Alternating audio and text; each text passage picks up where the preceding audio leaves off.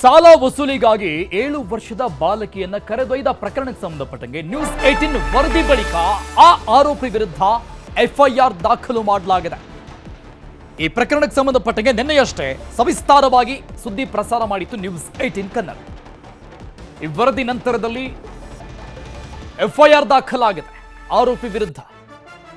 ಆ micro finance ಸಿಬ್ಬಂದಿ ವಿರುದ್ಧ ಎಫ್ಐಆರ್. ಮೈಸೂರಿನ ಟಿ ನರಸೀಪುರ ಶಾಖೆಯಿಂದ ವಸೂಲಿ ಟಾರ್ಚರ್. ಮಂಡ್ಯ ಜಿಲ್ಲೆ ಮಳವಡಿಯ ಬೆಳಕವಾಡಿ ಠಾಣೆಯಲ್ಲಿ ಎಫ್ಐಆರ್ ದಾಖಲಾಗಿದೆ. ಈಗ ನಿರಂತರವಾಗಿ ಟಾರ್ಚರ್ ಕೊಡ್ತಾ ಇದ್ರು.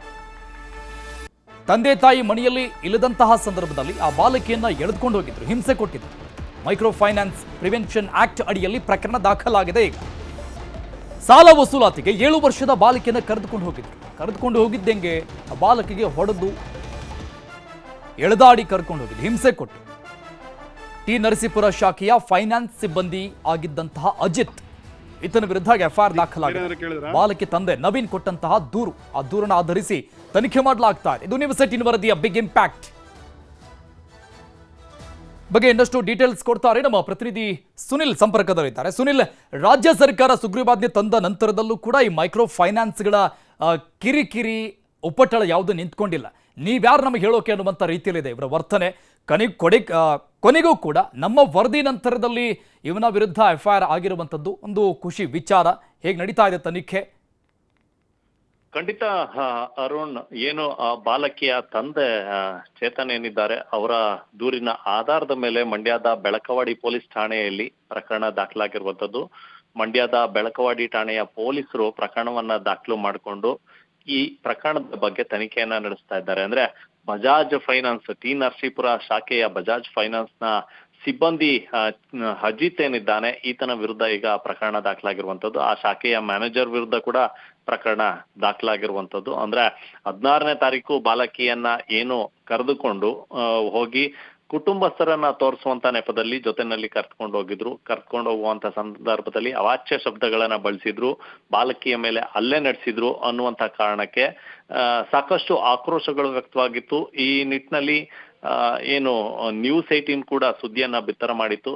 ಹೀಗಾಗಿ ಈ ಒಂದು ಸುದ್ದಿ ಬಿತ್ತರ ಆದ ಹಿನ್ನೆಲೆಯಲ್ಲಿ ಈಗ ದೂರು ತೆಗೆದುಕೊಂಡಿರುವಂತದ್ದು ಪೊಲೀಸರು. ಪ್ರಕರಣ ಕೂಡ ದಾಖಲಾಗಿರುವಂತದ್ದು. ಇದ್ರ ಬಗ್ಗೆ ತನಿಖೆಯನ್ನ ನಡೆಸಿ ಸೂಕ್ತವಾದಂತ ಕ್ರಮ, ಅಂದ್ರೆ ಆರೋಪಿ ಅಜಿತ್ ಏನಿದ್ದಾನೆ ಆತನ ವಿರುದ್ಧ ಕ್ರಮವನ್ನ ತೆಗೆದುಕೊಳ್ತೀವಿ ಅಂತ ಪೊಲೀಸರು ಹೇಳ್ತಾ ಇರುವಂತದ್ದು. Arun, thank you Sunil details.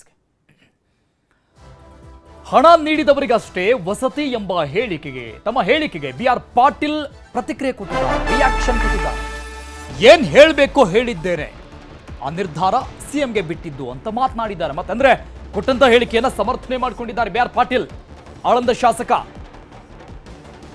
ತಮ್ಮ ಮೊದಲ ಹೇಳಿಕೆಗೆ ಮತ್ತೆ ರಿಯಾಕ್ಷನ್ ಕೊಟ್ಟಿದ್ದಾರೆ. ನಾನು ಏನ್ ಹೇಳಬೇಕಾಗಿತ್ತು ಅದನ್ನು ಹೇಳಿದ್ದೇನೆ, ನಿರ್ಧಾರ ಸಿಎಂಗೆ ಬಿಟ್ಟಿದ್ದು ಅಂತ ಹೇಳಿದ್ದಾರೆ.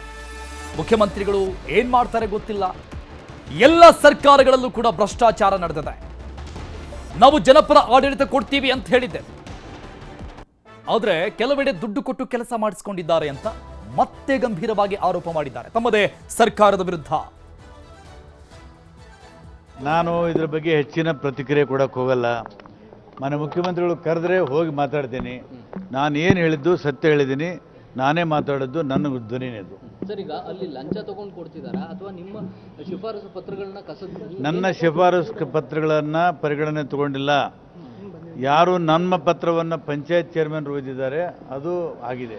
ಅಂದರೆ ನನ್ನಕ್ಕಿಂತನೂ ನಮ್ಮ ಪಂಚಾಯತ್ ಚೇರ್ಮನ್ರೇ ಭಾಳ ಬಲಿಷ್ಠರು. ಆ ಥರದ ಪರಿಸ್ಥಿತಿ ಕಾಂಗ್ರೆಸ್ ಅಲ್ಲಿ ಅನ್ನೋದು ಬಹಳ ಎಲ್ಲಿದೆ ಗೊತ್ತಿಲ್ಲ. ಎಷ್ಟು ಮನೆಗಳು ಕೇಳಿದ್ರಿ ಸರ್? ನಾನು 2000 ಮನೆ ಕೇಳಿದ್ದೆ ಮುಂಚೆ. ಅವರಿಗೆ 1950 ಮನೆ ಆಗಿದೆ. ಇದು ನನ್ನ ಕ್ಷೇತ್ರದಲ್ಲಿ ಅಲ್ರಿ, ಬಹುತೇಕ ಎಲ್ಲ ಕಡೆ ನಡೆದಿದೆ ಇದು. ಬರ್ರಿ, ಜಮೀರ್ ಅವರು ಹೇಳ್ತಾರೆ ನನಗೆ ಗೊತ್ತೇ ಇಲ್ಲ, ಇದು ಗ್ರಾಮ ಪಂಚಾಯತಿ ಮಟ್ಟದಲ್ಲಿ ಆಗಿದೆ. ಆಯ್ತು, ತನಿಖೆ ಮಾಡಿಸ್ಲಿ. ಸಿಎಂ ನಾನಾಗಿ ಹೋಗಿ ಭೇಟಿ ಮಾಡಲ್ಲ, ಅವ್ರು ಕರೆದ್ರೆ ಹೋಗ್ತೀನಿ, ಹೇಳ್ತೀನಿ. ನಾನು ಯಾಕೆ ಹೈಕಮಾಂಡ್ ತರಲ್ರಿ?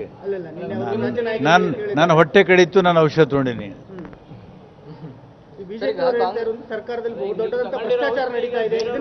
ಬಿಜೆಪಿ ಅವರು ಏನು ಭಾಳ ಸಾಧ್ಯ ಅಲ್ಲ, ಅವರು ಎಲ್ಲ ಹೊಲಸು ಮಾಡಿನೇ ಹಾಳು ಮಾಡಿದ್ದಾರೆ. ಬಟ್ ಸರ್ ಈಗ ಕಾಂಗ್ರೆಸ್ ಅಧಿಕಾರಕ್ಕೆ ಬರುವಾಗ ನಾವು ಒಳ್ಳೆ ಆಡಳಿತ ಕೊಡ್ತೀವಿ ಅಂತ ಬಂತು, ಆದ್ರೆ ಈಗ ನೋಡಿದ್ರೆ ಬಡವರ ಮನೆ ಅದು. ಇವತ್ತು ಕೂಡ ಸಿದ್ದರಾಮಯ್ಯ ನೇತೃತ್ವದಲ್ಲಿ ಒಳ್ಳೆ ಆಡಳಿತ ಕೊಡುವಂಥ ಪ್ರಯತ್ನ ನಡೆದಿದೆ. ಬಿ.ಆರ್. ಪಾಟೀಲ್ ಅವರ ಈ ಆರೋಪಕ್ಕೆ ಸಂಬಂಧಪಟ್ಟಂಗೆ ಸಿಎಂ ಕ್ರಮ ತೆಗೆದುಕೊಳ್ತಾರೆ. ಬಿ.ಆರ್. ಪಾಟೀಲ್ ಹೇಳಿಕೆಯನ್ನು ನಾನು ಒಪ್ಪೋದಿಲ್ಲ ಅಂತ ಬೆಂಗಳೂರಲ್ಲಿ ಡಿಸಿಎಂ ಡಿ.ಕೆ. ಶಿವಕುಮಾರ್ ರಿಯಾಕ್ಷನ್ ಕೊಟ್ಟಿದ್ದಾರೆ. ನಾನು ಒಪ್ಪೋದಿಲ್ಲ, ಅದ್ರ ಬಗ್ಗೆ ಏನು ಕ್ರಮ ಆಗುತ್ತೋ ಅದನ್ನ ಸಿಎಂ ತೆಗೆದುಕೊಳ್ತಾರೆ ಅಂತ ಹೇಳಿದ್ದಾರೆ ಡಿ.ಕೆ. ಶಿವಕುಮಾರ್. ಯಾವ ಉದ್ದೇಶದಿಂದ ಮಾತನಾಡಿದ್ದಾರೆ ನಮಗೆ ಗೊತ್ತಿಲ್ಲ ಅಂತ ಡಿಸಿಎಂ ಡಿ.ಕೆ. ಶಿವಕುಮಾರ್ ಹೇಳಿದ್ದಾರೆ.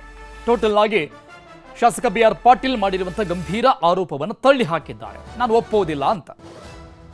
ನಾನು ಯಾವ ಕಾರಣಕ್ಕೂ ಒಪ್ಪುದಿಲ್ಲ. ಅವರ ಮಾತನಾಡಿದ್ದಾರೆ ಸರ್ ಆಡಿಯೋದಲ್ಲಿ. ಅವರು ಮಾತಾಡೋದು ಏನ್ ಮಾತಾಡಿದ್ದಾರೆ ಅನ್ನೋದು ನನಗಿನ್ನ ಅರ್ಥ ಆಗಿಲ್ಲ. ಚೀಫ್ ಮಿನಿಸ್ಟರ್ ಗಮನಕ್ಕೆ ಅದಾಗಲೇ ಬಂದಿದೆ. ಚೀಫ್ ಮಿನಿಸ್ಟರ್ ಅದಕ್ಕೆ ಏನು ಬೇಕು ಕ್ರಮ ತೆಗೆದು ಮಾಡ್ತೀವಿ. ಸಿ, ಟ್ರಾನ್ಸ್ಪರೆಂಟ್ ಆಗಿ ನಡೆಯುವಂಥ ಸಂದರ್ಭದಲ್ಲಿ ಒಬ್ಬ ಫಲಾನುಭವಿ ಎಲ್ಲಿ ಯಾರು ದುಡ್ಡು ಕೊಡೋಕೆ ಸಾಧ್ಯ? ಡಿಸಿಷನ್ ಯಾರು ತಗೊಳ್ಳೋರು? ಪಂಚಾಯತಿಯವ್ರು ತಗೊಳ್ತಾರೆ, ಲೋಕಲ್ ಬಾಡೀಸ್ ಅವ್ರು ತಗೊಳ್ತಾರೆ. ಯಾವ ಸರ್ಕಾರದ ಮಂತ್ರಿ ಹತ್ರಕ್ಕೆ ಈ 1.5 ಲಕ್ಷ ಕೊಡುವಂತ ಇದಕ್ಕೆ ಹಣಕ್ಕೆ ಎಲ್ಲಾಗ್ತದೆ? ಸೊ ಯಾವ ಉದ್ದೇಶದಿಂದ ಮಾತಾಡಿದಾರೋ ಅದು ಸರಿ ಇಲ್ಲ, ನಾನು ಖಂಡಿಸ್ತೀನಿ. ನಾನು ಚೀಫ್ ಮಿನಿಸ್ಟರ್ ಇಬ್ಬರು ಕೂಡ ಬೇರೆ ಎಲ್ಲ ಕೂಡ ನಾವು ಅವ್ರಿಗೆ ಹೇಳ್ತೀವಿ, ಇದು ಯಾವ ಅರ್ಥದಲ್ಲಿ ನೀವು ಹೇಳಿದಿರೋ ಸರಿ ಇಲ್ಲ. ದೇರ್ ಇಸ್ ನೋ ಅಂತ ವಿಚಾರ ಯಾವ ಕಾರಣ